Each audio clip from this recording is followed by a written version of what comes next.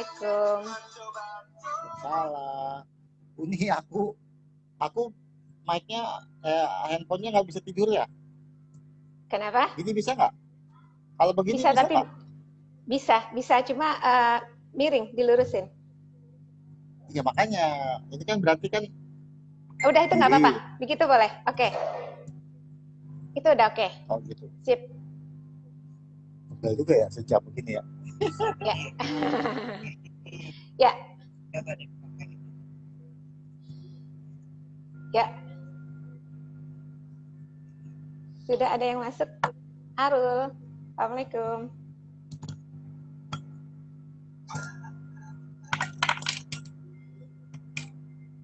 Kita mulai saja ya. Assalamualaikum warahmatullahi wabarakatuh. Ketemu lagi di Health Life Talk. Sekarang kita ada tamu yaitu Gusmus, seorang Provo Aksi Mindset. Beliau adalah Gusmun, Agus Munandar. Gusmun ya. Beliau adalah seorang WI di Kemenkes, tapi beliau mempunyai keahlian sangat banyak sekali. Mungkin secara singkat kita bisa minta kepada Gusmun untuk cerita siapa sih sebenarnya Gusmun itu. Boleh cerita Pak Gus? Siapa sih Pak Gusmun itu?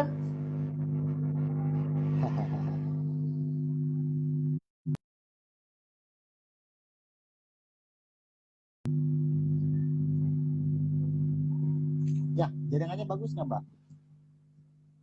Iya. Udah.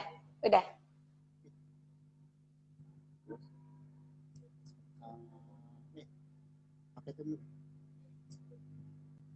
Bentar ya Mbak.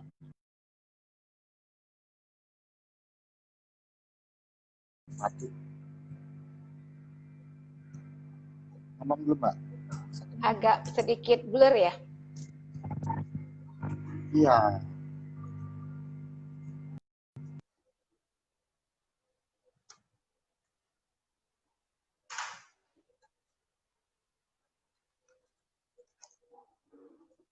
Teman-teman nanti kalau yang pengen bertanya silakan ditulis di chat ya. Mungkin ada pertanyaan nanti yang diajukan. Halo, Assalamualaikum Mbak Dina. Oh, saya munduran dikit.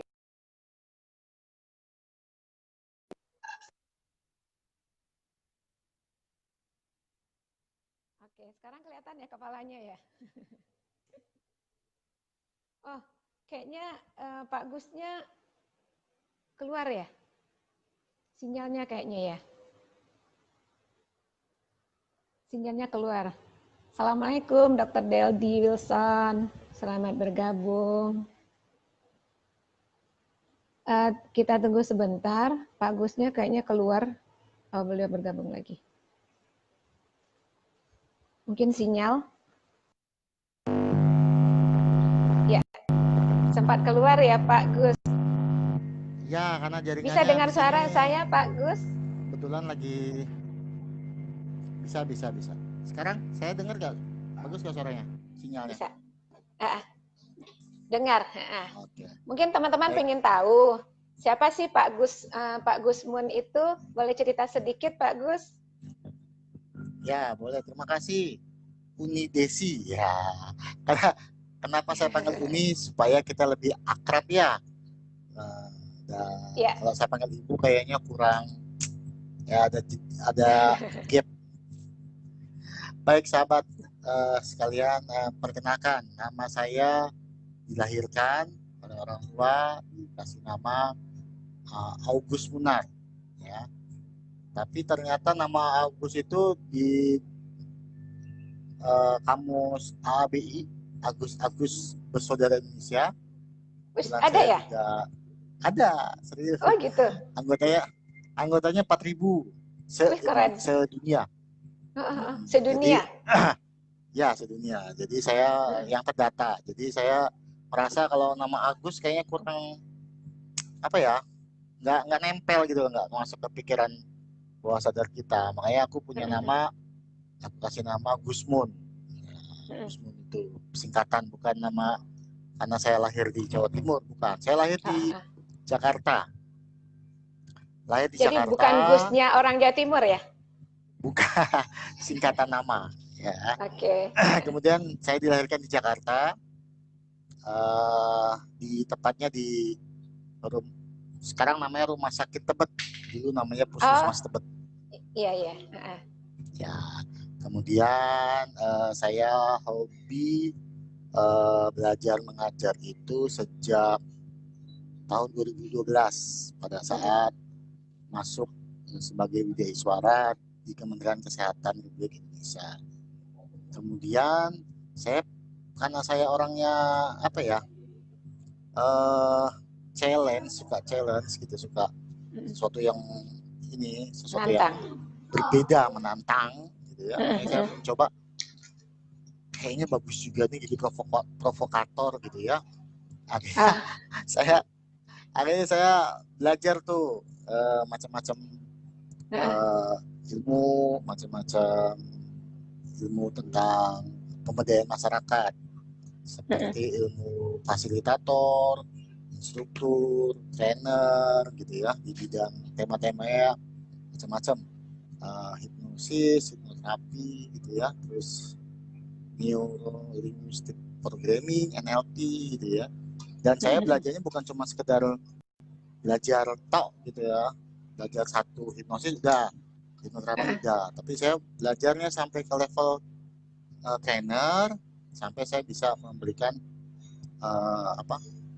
sertifikat bila mana ada peserta yang menginginkan belajar seperti itu. Kemudian hipnosis, pikiran bawah sadar, NLP, terus belakangan ini saya hobi ilmu coaching, Mbak. Ilmu coaching. Jadi, makanya saya menspesialisasikan sebagai provo aksi mindset. Jadi provo aksi itu maksudnya provokator. Mungkin 1001. Provokator ya? Untuk betul, provokator untuk membawa pikirannya untuk berubah menjadi aksinya. Alhamdulillah buku saya ke-19 judulnya Aksi Kepemimpinan Berbasis Otak Sehat. Nah, ya, mungkin keren sekali ya. Sedang kayaknya proses di penerbit. Ya. Ini cuman ini, Mbak. Tepat sekali nih Pak Gus. Ya. Iya. Saya bikin buku cuman gara-gara WFH 3 bulan, Mbak. Ya, 3 bulan saya belajar, ikut macam-macam coaching dari master trainernya si A, master coachingnya si A, B, C, D, terus ya, pokoknya lebih dari 3-5 orang lah kurang lebih banyaknya coaching. Berarti WFH membawa berkah ya? Alhamdulillah. Saya tanya sekarang, Mbak Uni Desi ini berapa bukunya? Baru mau 1, on proses. Ya, ini kenapa saya dari tahun 2015 sampai sekarang hobi nulis, karena ternyata teman-teman sekalian, sahabat sekalian, menulis itu salah satu orang yang masuk surga duluan.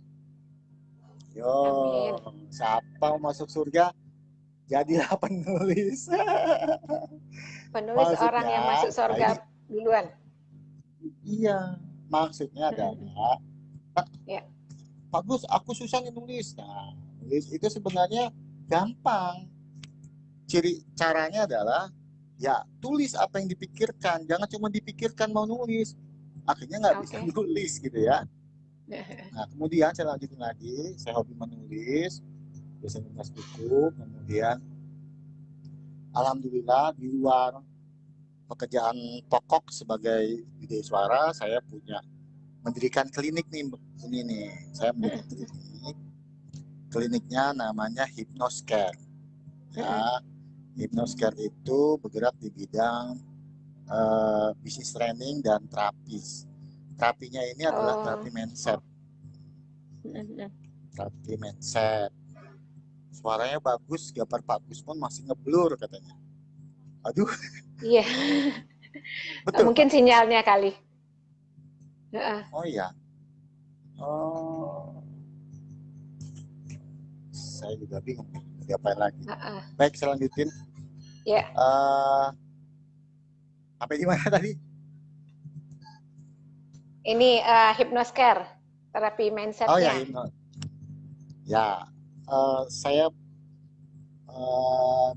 di luar pekerjaan saya bisa mengajar di beberapa, ya, hampir hampir di semua provinsi, hampir di semua provinsi. Tapi di semua pulau sudah, Maluku, Papua, pulau-pulau besarnya ya, Sulawesi, Nusa Tenggara, Kalimantan, Pulau Jawa, Sumatera, sudah baik kelas pribadi maupun kelas-kelas company, hostel, ya, rumah sakit, dinas kesehatan, terus apa namanya, instansi-instansi pemerintah maupun swasta. Temanya juga beragam nih, ini pokoknya banyak lah nih. Kayaknya kalau Ini saya cerita banyak banyak sampai, banget ya ilmunya ya. Ilmunya Pak ya, Gus banyak banget. dan lebih baik, Mungkin kita lebih mau baik, kita gali satu aja deh ini ya, ya, ya, tentang self hypnosis. Mungkin sebagian teman takut tuh dengan hipnosis gitu. Apa Pak Gusmun mau bikin kita kayak kuya-kuya kayak gitu, tidur kayak gitu ya. Mungkin bila dijelaskan hipnosis apa sih? Kayaknya serem deh kalau orang yang nggak ini dengar hipnosis itu. iya. Dipelet ya, diapain? Eh, nah, saya ini hari ini jam segini saya sedang menghipnosis Umi Desi. Aduh, Iya, termasuk Pak Arul Sang Arjuna, Mbak Mia Mariane, terus apa lagi ya? Banyak ini, Dina Sofia dan ada lain-lainnya Pak ya. Deddy Wilson. Jadi Wilson gitu ya. Jadi saya lagi menghipnosis nih, lagi menghipnosis orang-orang yang ada di acara ini. Jadi teman-teman sekalian, sahabat sekalian, yang dimaksud hipnosis itu sebenarnya kayak belief system gitu. Belief system yang ada di kepala kita, yang ada di pikiran-pikiran kita, belief system. Jadi kalau kita believe, ya mau nggak mau kita yakin, dan mau tidak mau kita akan patuh. Kita akan patuh sama keyakinan kita. Contohnya kayak kita beragama, ya, kayak kita beragama, kita believe nih sama agama kita, katakanlah Muslim. Terus kita diganggu pertanyaan-pertanyaan, kenapa agamanya Islam? Kenapa? Nah, kalau kita udah yakin, udah believe, ya kita akan tetap kekeh. Nah, hipnosis pun sama, ilmu bang. Sinyalnya agak ini ya. Iya. Sinyalnya kurang bagus, Mbak. Iya, agak-agak sedikit terputus-putus. Ya, sekarang kedengaran. Ya, jadi sebenarnya hipnosis itu upaya orang untuk diberikan sugesti tanpa ada perlawanan. Kata gampangnya gitu lah. Ini teman-teman mungkin kalau ada yang mau tanya, silakan tanya. Tulis di chat ya. Ini banyak uni-uni juga di sini nih. Ada Uni Vira, Iya. Uniat, Uni Rahma Melati. Oh, Tapi mungkin karena ada sebagian manfaatan untuk yang negatif ya. Jadi kadang di sebagian masyarakat ada rasa takut kali mendengar hipnosis itu ya, takut takut dibongkar rahasianya kayak gitu. Ya, ada beberapa jenis hipnosis. Ada namanya hipnosis panggung. Nah, Uya Kuya, terus apa lagi? Yang di OPJ itu Ferdian dan lainnya tuh bisa dibilang itu buat entertainment, untuk hiburan. Ada juga ya stage panggung. Tapi ada juga hipnosis untuk kesehatan, untuk healing, untuk pengobatan gitu. Itu namanya bisa ya? hipnoterapi. Bisa, namanya hipnoterapi. Hipnosis yang digunakan untuk terapi atau healing gitu. Ilmu hipnosis yang digunakan untuk penyembuhan. Yang lebih penting adalah tadi saya tertarik sama pertanyaan ini. Rumi Rafael, betul. Rafael juga sama. Mbak Mia kayaknya ngikutin deh. Iya. Alhamdulillah. Rumi Rafael. Kebetulan hipnosis itu seperti ini, Mbak. Seperti pisau. Pisau kan ada yang tajam dan ada yang tumpul. Tajam untuk memotong-motong sayur, buah, begitu ya. Boleh nggak saya pakai pisau untuk membunuh? Boleh saja kan? Untuk bagi orang-orang yang punya komite yang bagus, yang negatif. Nih Mbak Mia nanya nih, berapa lama sih belajar hipnosis katanya? Saya belajarnya cuma sehari, satu level. Bisa sehari? Bisa. Bisa satu hari. Bayangkan, saya pada saat itu tinggalnya di Batam, karena saya WI di Batam. Terus saya belajarnya di mana? Di Jakarta. Sepulang di Jakarta, saya langsung menghipnosis atau mempraktekkan kepada istri saya. Ya, jadi saya sampai di rumah jam 7 malam, kemudian jam 10 saya hipnosis istri saya. Sugestinya pada saat itu saya coyo nggak coyo gitu, percaya nggak percaya saya buktiin gitu. Nah, sugestinya adalah wahai istriku, pada saat istri saya tidur nih, wahai istriku, engkau lanjutkan tidur, tapi pada saat engkau tidur, engkau tetap mendengar omongan saya. Dan entah kenapa, pada saat nanti jam 4 pagi, engkau bangun.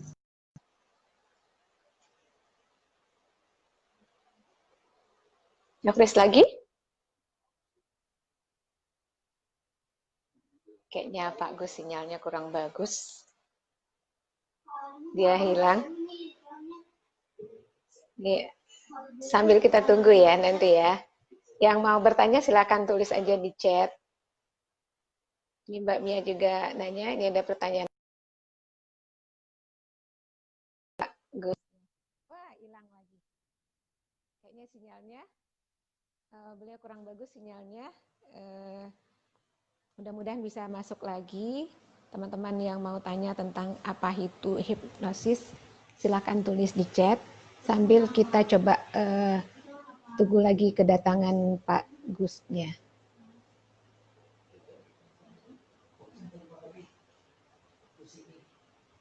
Saya coba baca dulu berapa lama. Arul, kalau saya sih, oh ini deh.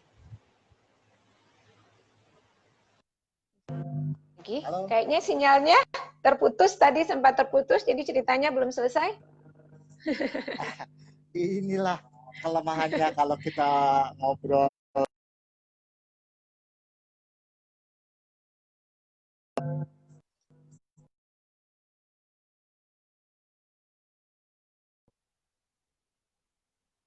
Halo Pak Gus, hilang lagi?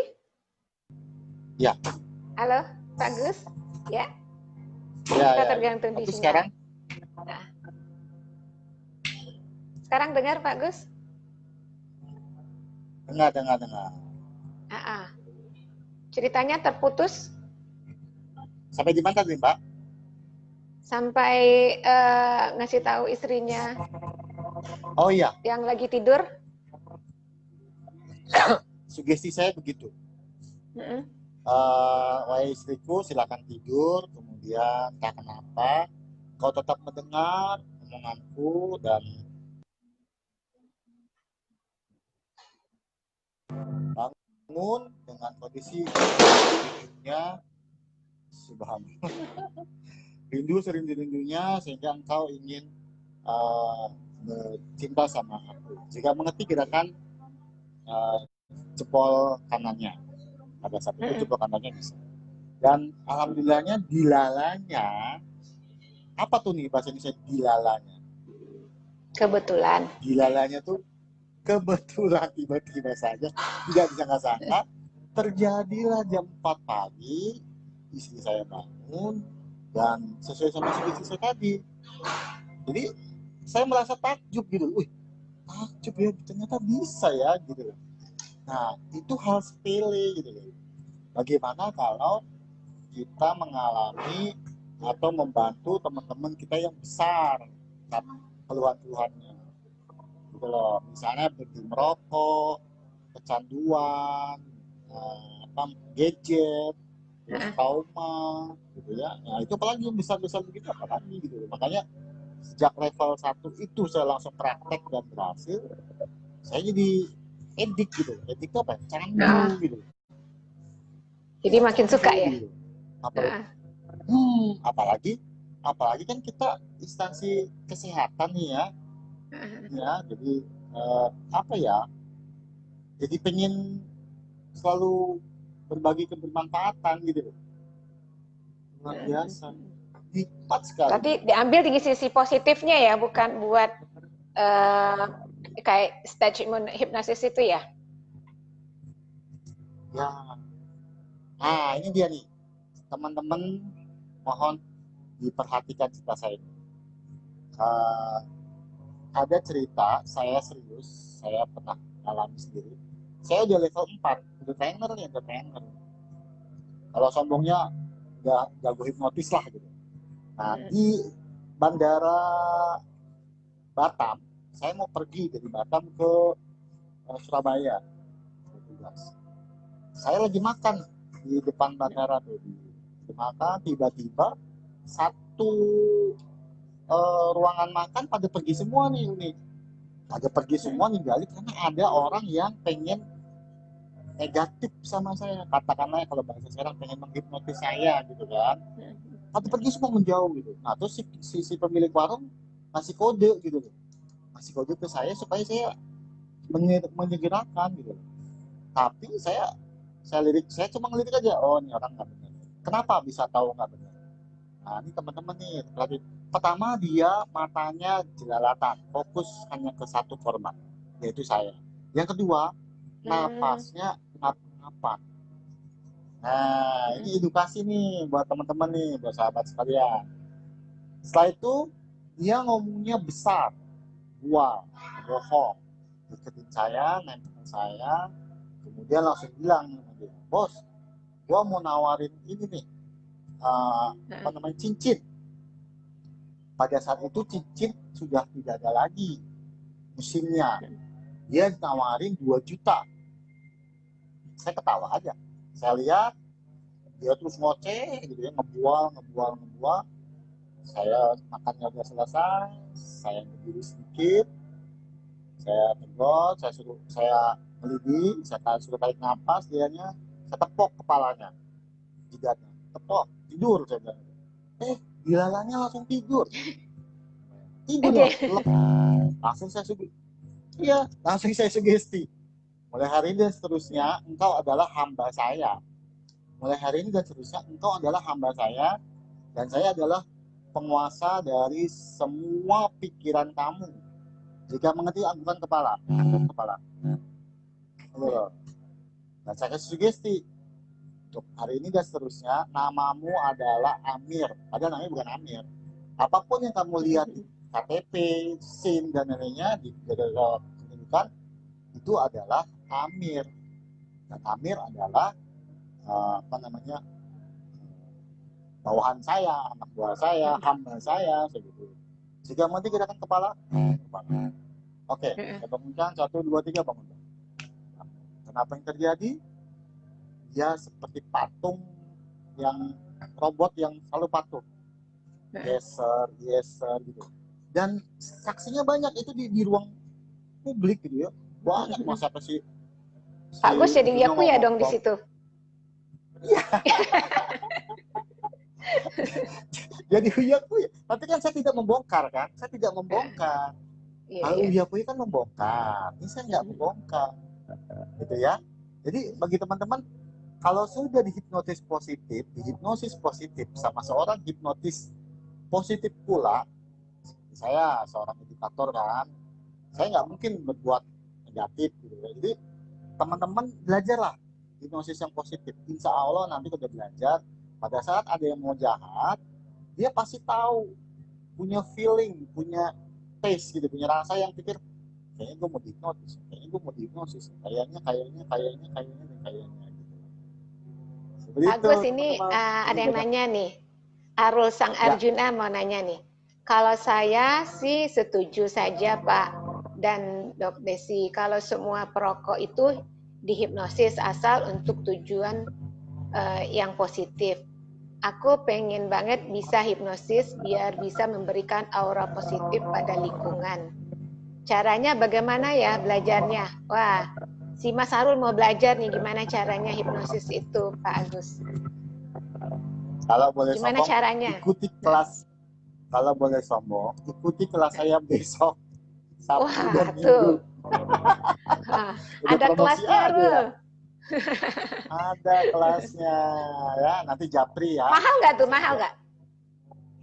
Besok judulnya self hypnosis. Woi, Jadi self hypnosis.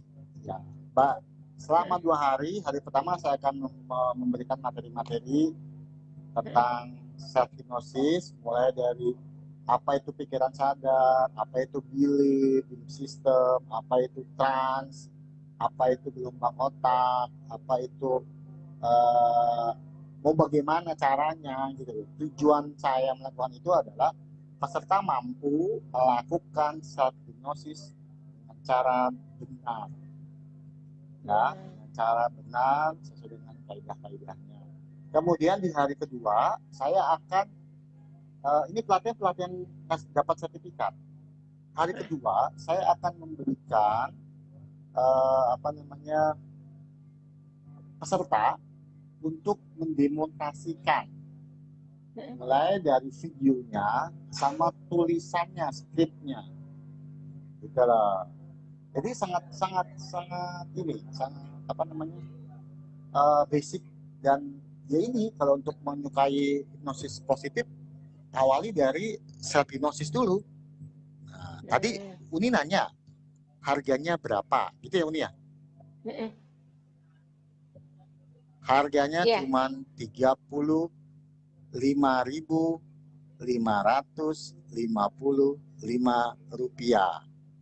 Wow. Kalau buat perokok cuma berapa hari rokok ya?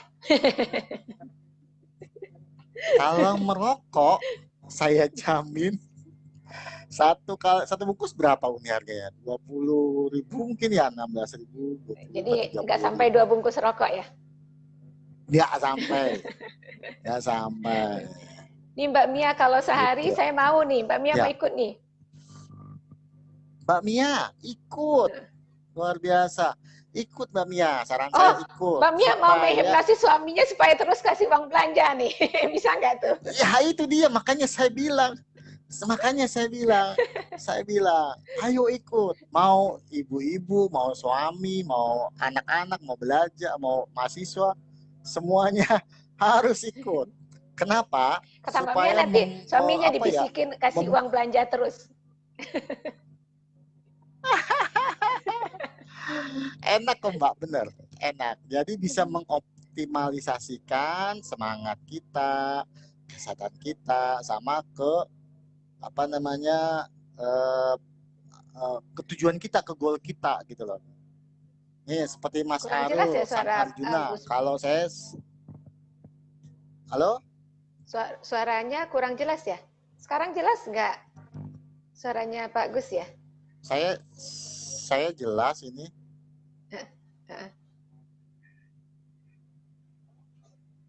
Ya mungkin Gimana karena agak bagus? ini sinyalnya.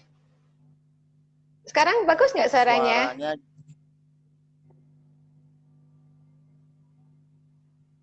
Ada Uni Yendra, selamat bergabung. Ya, Bu Arina Ada Wahyudi, Rina. terima Ada Pak kasih. Teguh, assalamualaikum Pak Teguh. Ada Bu Muina, selamat malam Bu Muina. Mbak Mia nanya nih, Dokter Desi apakah pernah menangani via hipnosis? Saya kebetulan juga pernah belajar hipnosis Wah, seru banget dan nih pasti ceritanya hipnoterapi. nih.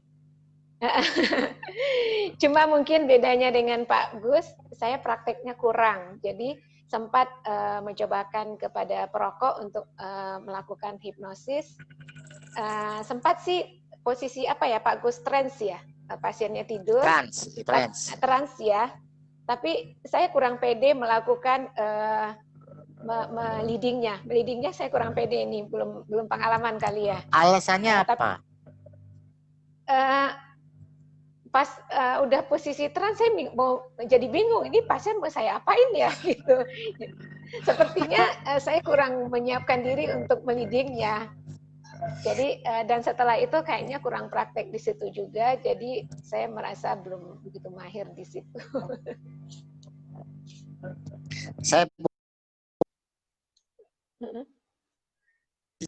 Saya boleh ngasih saran? Boleh. Ya.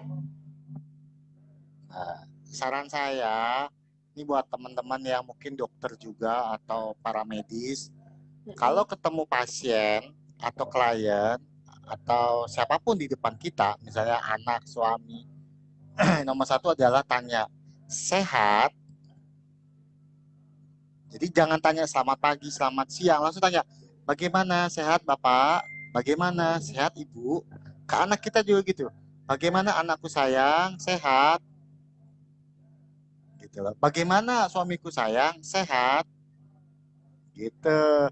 Nah, dengan kita meliding, itu leading juga itu. Dengan kita meliding kata-kata positif, mau nggak mau dia akan menjawab sehat. Termasuk tadi tuh pertanyaan dari Mia, Bu Mia, Teh Mia, buat menghipnosis suaminya. Sama. Jangan pernah bilang sama suaminya nggak punya uang. Suamiku punya uang kan? Gitu caranya. Suamiku punya uang kan? Punya. Nggak mungkin dia nggak punya. Apalagi kalau kita sampai ke kondisi trans, gitu loh. Jadi sangat-sangat nikmat bener belajar ini. Gitu. Ada Mbak Teti juga lagi nih. Kalau ada pertanyaan silakan ya. Nah, ini nih sesuai dengan ini kita kalau menghipnosis family, jadi berarti kita bisa juga ya. Ini mungkin apa aja sih yang untuk keluarga itu yang bisa kita lakukan untuk ini menghipnosis keluarga kita itu bisa kita lakukan apa aja, Pak Gus? Pertanyaannya bagus sekali. Saya suruh mundur sedikit. Oke, Mbak Titi udah cukup? Baik, saya lanjutin. Pertama adalah awali ini tentang kondisi hipnosis untuk keluarga ya. Istilah saya self hipnosis untuk keluarga, family ya, untuk keluarga. Pertama, jangan pernah ngomong negatif. Selalu berikan kata-kata positif. Jadi misalnya, anak-anak, kamu belajarnya semangat ya untuk yang sekolah, misalnya gitu ya.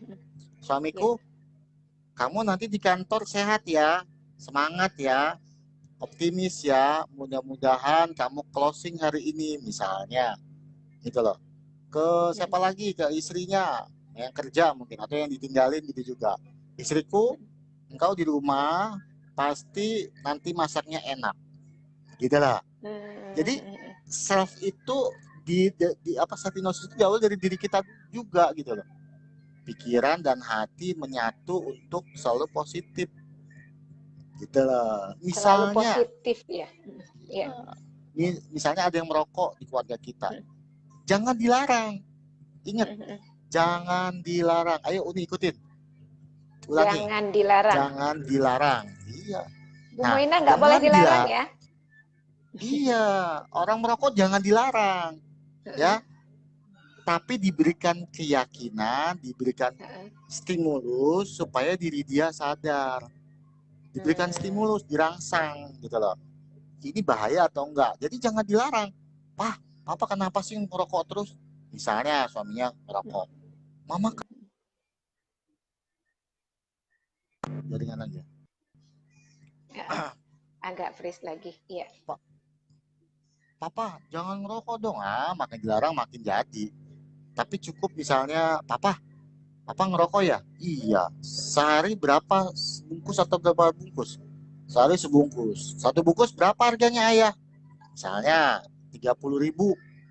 30.000 kalau kita beli beras bagaimana, Ayah? Gitu lah.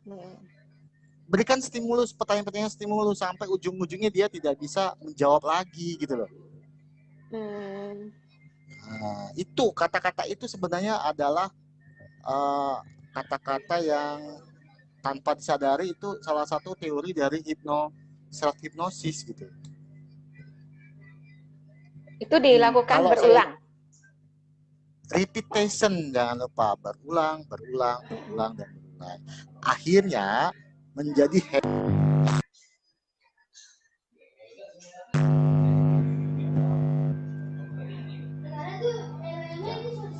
begitu.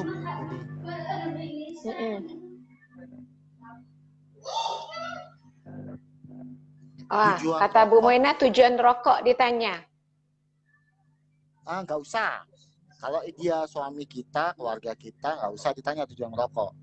Tapi lebih baik ditanya, rokok itu rasanya apa? Enak dong katanya, kalau rasanya. Halo?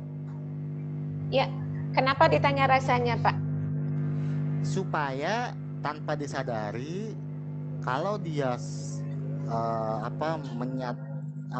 dia sampai trans, dia menurut sama kita bilang sambil kita kejutkan. Misal dia bilang, rokok itu enak tahu, manis. Terus apalagi enak. Terus apalagi, ingat tes ya, bicara tes. Enak, apalagi.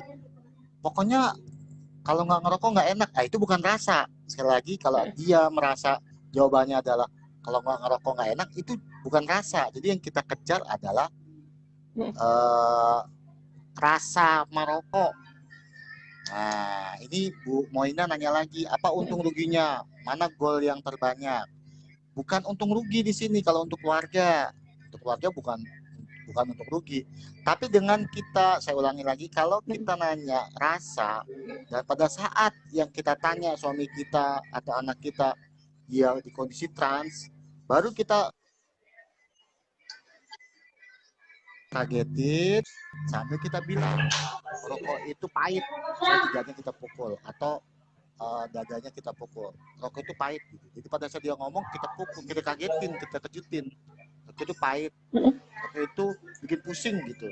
Jadi pas pada saat dia cerita 1 menit 2 menit dia enjoy banget menjelaskan rasa rokok, ya kan. Pada saat nanti dia udah enak enjoy ceritanya, nyaman di ceritanya, kita kagetin, misalnya pukul jidatnya, rokok itu pahit tahu, udah kaget dia terkejut gini ya. 51% mudah-mudahan berhasil. 51% pasti yang saya lakukan itu membantu keluarga untuk suami kita misalnya yang merokok atau anak kita yang ngerokok itu pasti berhenti. Karena itu kan tahapan-tahapan hipnosis kan ada. Ya, keadaan trans, induksi, kasih deepening, dikejutkan, kasih sugesti, udah, insya Allah. Itu gitu. Bisa bikin dia trans ya dengan nanyakan rasa. Iya, beda kalau ditanya tujuan rokok. Seperti Bu Moina bilang kan, tujuan rokok, terus tanya lagi untung ruginya ngerokok. Aduh, ya itu pikirannya sadar. Contohnya kayak Uni, saya tanya, apa tujuan Uni menjadi dokter? Ya, bandingkan dengan kata-kata saya, Uni, bagaimana rasanya jadi dokter pada saat usia masih kecil? mana yang lebih nyaman? Uni jawab. Rasanya. Rasa kan, karena dia nyaman sekali, dia bercerita, benar nggak? Tapi kalau ditanya kenapa jadi dokter, berarti kan dia pakai sadar kan, pakai pikiran sadar akhirnya. Teti nasi manjuntak, ruginya mak mau nasi ombing, tapi kalau udah dinikmati nggak berasa ruginya, rugi katanya. Jadi dengan ditanyakan nikmatnya dia terhipnosis, jadi masuk dalam kondisi trans yang bisa kita induksi ya. Iya. Tapi ingat, induksi Ayo Bu sampai Teti, dikagetin. nanti dihipnosis suaminya agar ngasih uang belanjanya lebih banyak lagi. Nah, itu dia. Kata suaminya, emang dasar istri gue pinter banget nyari uang, ya kan? Sampai ke ujung saku pasti temu uang. Ya, buat dia cuci dapat uang. Begitu mungkin Uni. Ya, berarti ini yang pasti bisa mengerjakan pasti orang terdekatnya ya, yang bisa melihat situasi dia enaknya, nyamannya itu. Nah, yang selalu berada di dekat dia. Pertanyaan bagus. 99% orang hipnotis karena dia yakin, nyaman. Nah, pertanyaannya, nyaman mana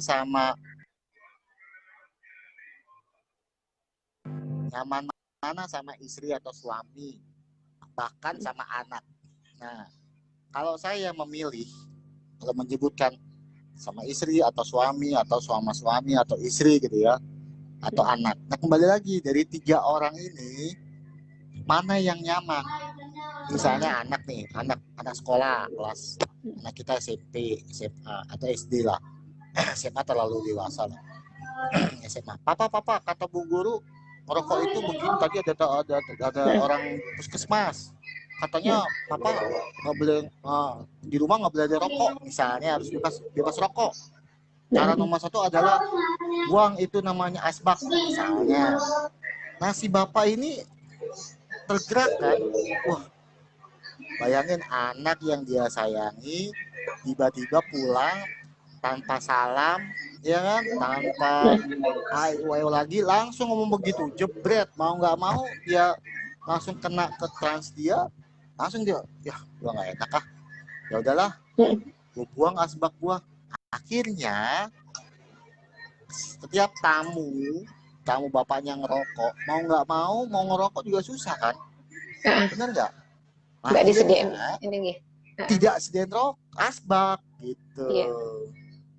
Dan ini pengalaman saya pribadi, saya juga merokok. Tapi istri saya berarti bilang, mantan juga ya? Iya. Saya bilang, istri saya ngomong, tidak ada asbak di rumah ini. Saya diem aja. Ya udah, terserah lo lah. Ya udah. Jadi setiap teman saya datang mau ngerokok, bagus minta asbak dong buat ngerokok. Akhirnya istri saya nyelotek, tidak punya asbak di rumah ini. Lah, yang kemarin kan saya baru 1 hari kemarin kesini. Ya nggak tahu, hilang pecah kata saya. Istri saya gitu. Nah itu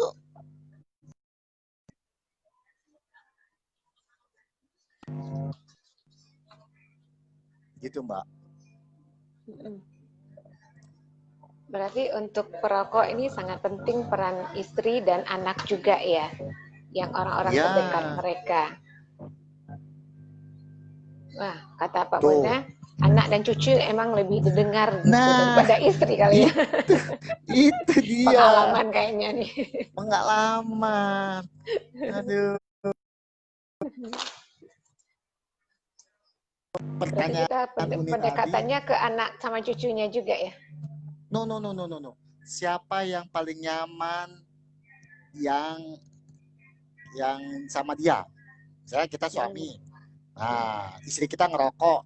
Siapa nih yang paling nyaman nih? Oh, cucunya. Ya udah, cucunya kita pengaruhi. Kita kasih edukasi ke cucunya kena. Jadi cari dulu orang yang sangat nyaman di mata target kita gitu. Itu jadi apa ya, segala sesuatu kalau dibikin simple ya simple gitu loh. Kalau di rumah mau bebas rokok, mau sehat, ya awali dulu dari diri sendiri. Pertama, positive thinking. Yang kedua, cari nyamannya. Siapa di lingkungan keluarga ini ada suami, anak, istri, cucu nih.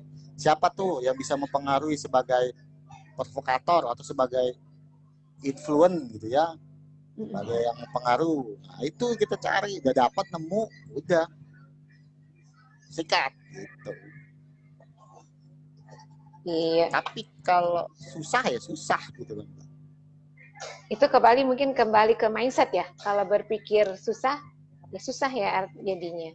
Tapi kalau kita pikir bisa, pasti bisa ya. Iya. Gitu. Teman-teman mungkin masih ada yang mau nanya lagi. Mumpung ini ada Pak Gus nih yang ilmunya banget sekali.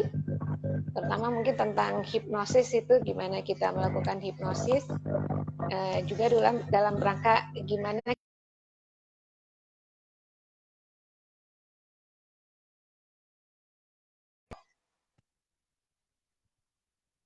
hilang lagi nih Pak Gusnya. Tabel kesehatan, tabel kes tentang rokok maksudnya apa ya Bu Moina?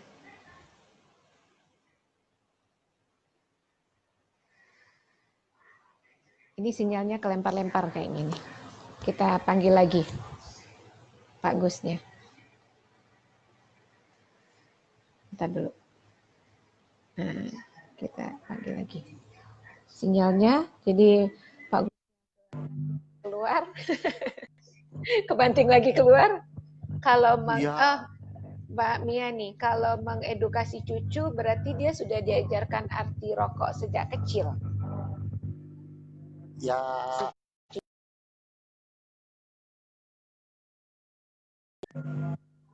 betul sekali Mbak Mia. Edukasi itu kan bukan hanya dari formal ya, di sekolah apa ya. Pokoknya dunia ini universitas kok. Dunia ini universitas. Anak, cucu, suami, istri itu sebenarnya para pembelajar. Jadi kalau si cucu ini sudah dapat dia lihat dengan mata diri sendiri, contohnya lihat leaflet atau brosur tentang yang itu loh Mbak Nia, ada satu batang rokok yang jenis macam-macam racun tuh, timbal, racun apa. Nah mungkin si anak ini, waduh kok ada timbal ini ternyata buat jahat banget misalnya gitu. Atau dia ngeliat video, ya kan, video yang lehernya bapak-bapak tua yang lehernya digolongin sininya kan, apa faring ya namanya, leher faringnya digolongin. Iya, yang tracheostomy. Nah, akhirnya dia sadar kan. Nah, dia akhirnya otaknya komparasi nih. Istilahnya sinap-sinap otaknya di cucunya ini akhirnya membuat grow mindsetnya cucu ini yang tadinya nggak tahu, pada saat dia lihat neneknya atau kakek yang ngerokok, kemudian dia lihat berita itu, akhirnya kan goyang tuh beliefnya dia. Ya, yang tadi neneknya ngerokok, nggak ada masalah. Ya kan, kakeknya ngerokok nggak ada masalah. Tapi pada saat dia dapat posisi kayak begitu, edukasi kayak gitu, mau nggak mau kan dia goyang tuh beliefnya.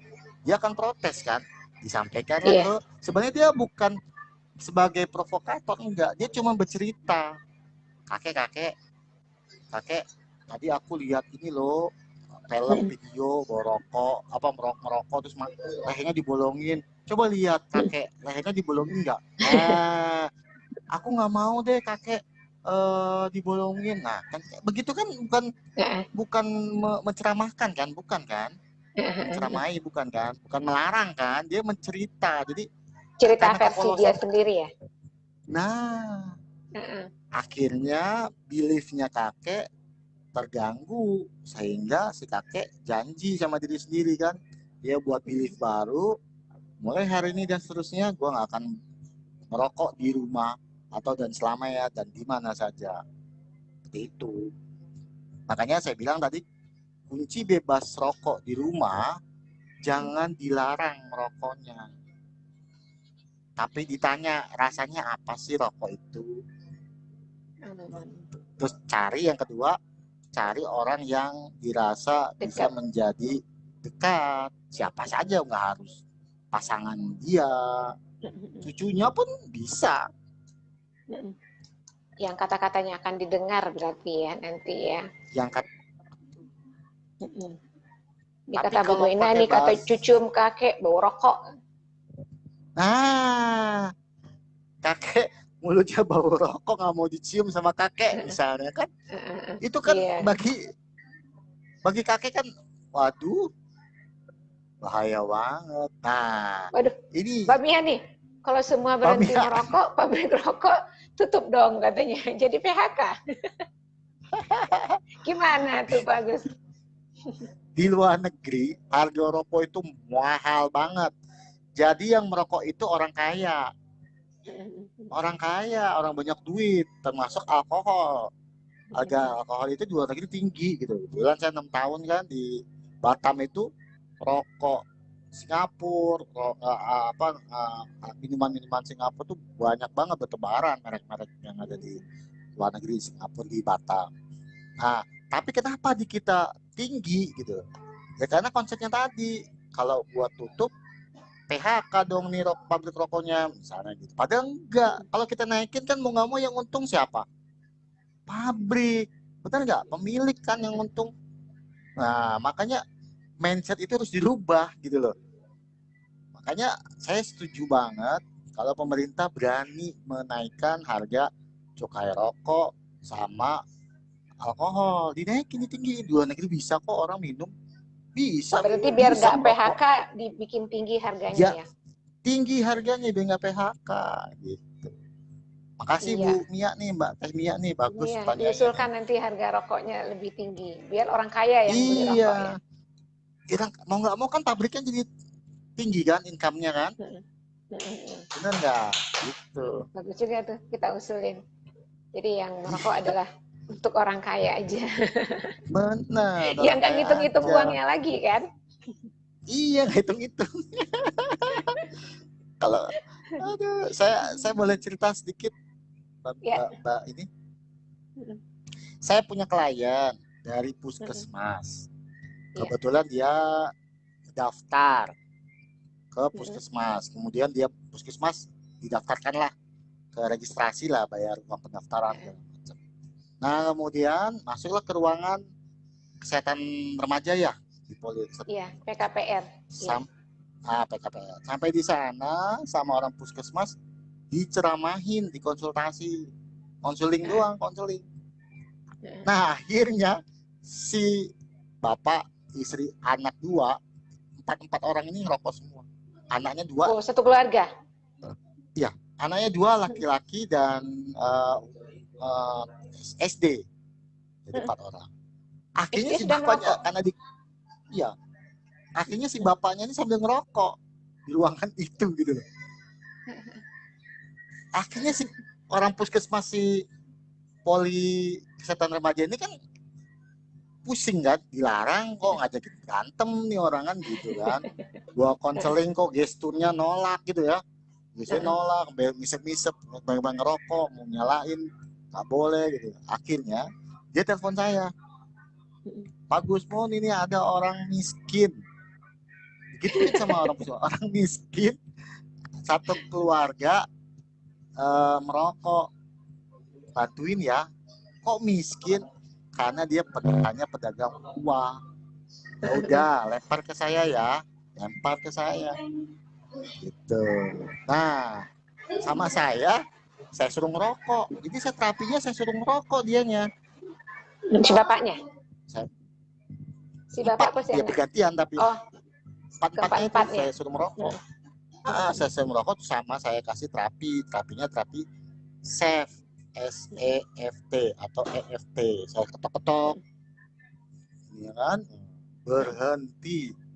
Nggak sampai seorang tuh nggak sampai 5 menit, mungkin 2 menitan berhenti semua. Gitu. Kebetulan mau saya hipnosis, Dia nggak nyaman sama saya kan, coba tatap mata saya, tarik napas, dia udah nggak mau diapain sih Pak. Nah kan. Mendingan Jadi saya ada suruh ngerokok kan, penolakan ya. penolakan reject saya, udah ngerokok dah, rokok lah dia. Lama-lama rasa rokoknya berganti. Saya cuma nanya gimana rasa ngerokok, manis, asam,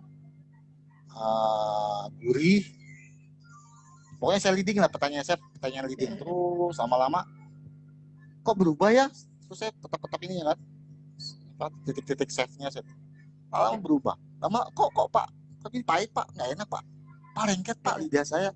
Terus ini saya dinding langit-langitnya jadi nggak enak, pengen muntah Pak, enak Pak gitu loh, dan lain-lain. Makanya saya bilang, yuk kita bikin komitmen. Nah, ini anchor dari terakhirnya ini, anchor bahwa saya melihat ini seterusnya. Kalau kalian merokok, rasanya akan tetap seperti yang sekarang kalian rasakan. Jika mengerti, abang kepala, ya udah. Dia kan udah bikin statement kan. Ya, sudah, alhamdulillah. Gitu. Seperti itu Mbak Uni cerita dari saya. Seru sekali nih ngobrol sama Pak Gus ini, tanpa terasa ini waktu kita udah mau habis ya. Ini ada Mbak Ronika, Mbak Tri, Mbak Irma ini chef. Wah, chefnya. Ini nah, gimana aja? Kayaknya mungkin kasih tahu nggak ya?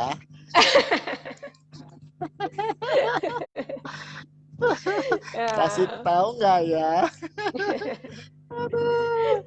Jadi saya mengundang Mbak Irma, Mbak Mia, Mbak Desi, Mbak Moina, siapa lagi ya? Pokoknya yang Mbak Teti gitu ya. Yang lain-lain di sini, sahabat-sahabat kita semua di sini. Yuk belajar hipnosis biar tahu. Bukan buat saya cuma menginvestasikan Bapak Ibu hanya Rp35.505. Jadi hari pertama tuh penting, dan ini acaranya malam semua, sama jam segini 7:30 sampai jam 9. Nanti ada prakteknya gitu diajarin. Jadi kalau kita tidak mau belajar seperti apa namanya, untuk diri sendiri, untuk mengoptimalisasikan diri kitanya, kita nggak akan selamanya, kita nggak akan bisa memberdayakan diri kita. Akhirnya sinap-sinap apa ya di otak kita tuh, serap-serap otak kita, neuron-neuron di otak kita nggak ada setrumnya gitu loh. Nah, Bu Desi lebih paham lah karena belajar ini kan, otonomi otonomi apa ya, kebetulan saya juga lah. di layanan saya menggabungkan juga dengan chefnya. Kalau ini silakan langsung ke klinik kita di Puskesmas Mataram. Menguatkan dirinya untuk membantu suaminya berhenti merokok. Saya juga mau buka kelas nih Pak Gus, Rabu besok, dan juga rencana malam nih saya mau buka kelas juga nih, khusus untuk ibu-ibu yang benar-benar pengen membantu keluarganya yang perokok untuk berhenti. Rabu malam tanggal 29 saya ada kelasnya juga. Kalau Pak Gus, besok kalau yang mau bergabung hari ya? Keluar lagi Pak Gusnya.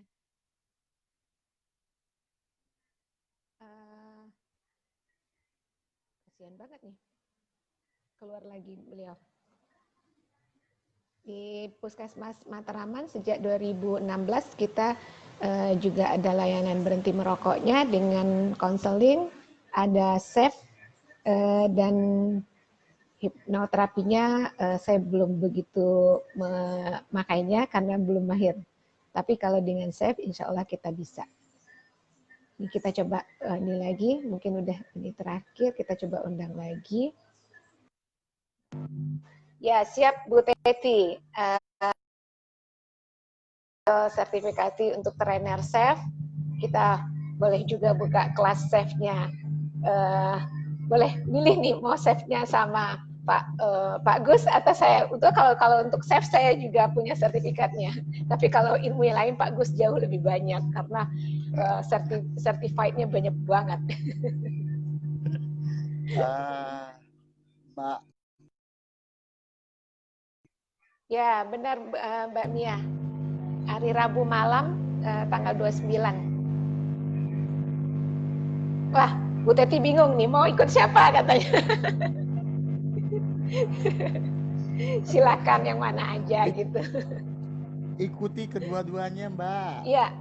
Ikuti kedua-duanya. Apalagi sekarang nih ya sahabat-sahabat sekalian, sekarang ini sudah boleh ada protokol kesehatan untuk pertemuan. Jadi udah boleh. Jadi kalau nanti Tapi besok ngikutin di ini bulan, kesehatan ya. ya misalnya nih di bulan Agustus saya dengan Uni Desi nih buka kelas di Hotel Haris misalnya, ya kita datang kita berkunjung gitu. Nanti kita bagi sesi hipnoterapinya sama sesi chef-nya. Sebenarnya chef itu bagian dari hipnoterapi gitu. Iya. Ada orang namanya manggil chef, ada orang manggil namanya Iya. EFT, spiritual emotional freedom technique. Kalau EFT emotional freedom technique, titik-titiknya juga nggak jauh beda, teknik-tekniknya juga beda gitu loh. Iya. Jadi apa ya, saya juga pernah ngalamin dan saya juga pelakunya juga. Saya kalau pengen terapi orang nyari dulu apakah ini perlu chef apa tidak. Iya.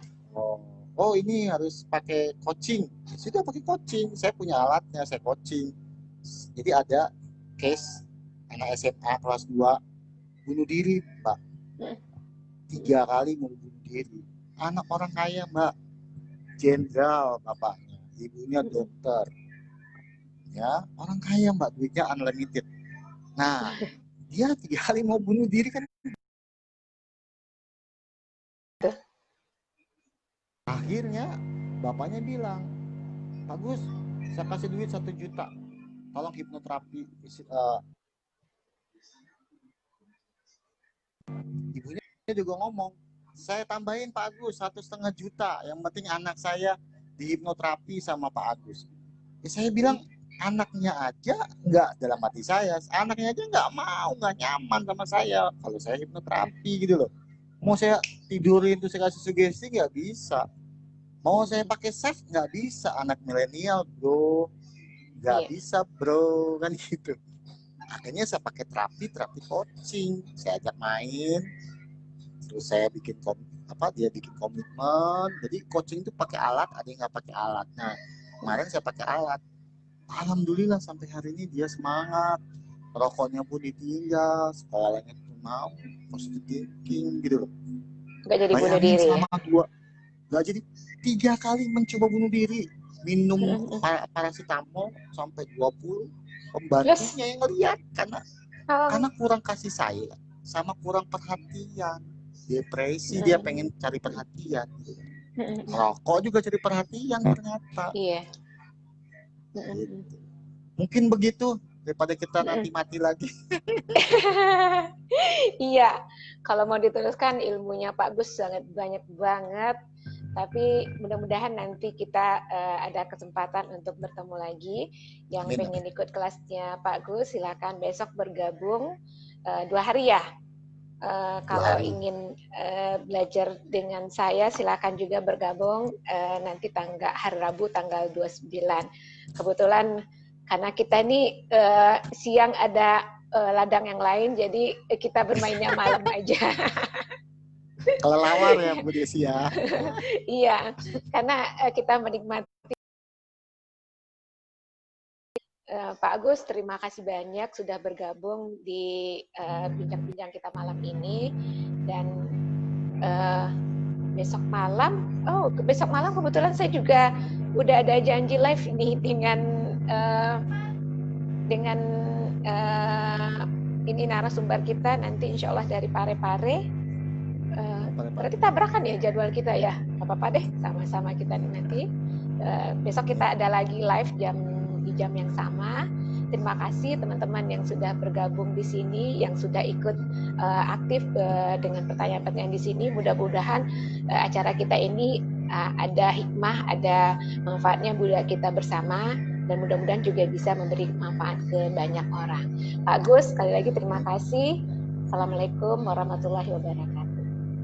Waalaikumsalam, dan tolong follow kami. Follow Bu Desi harus bertambah, follow saya juga harus bertambah. Terima kasih sip. teman-teman. Nanti kita akan semuanya. informasi ya Pak. Ya. Baik, Kita salam akhiri sehat ya Pak. semuanya. Sehat. Terima kasih.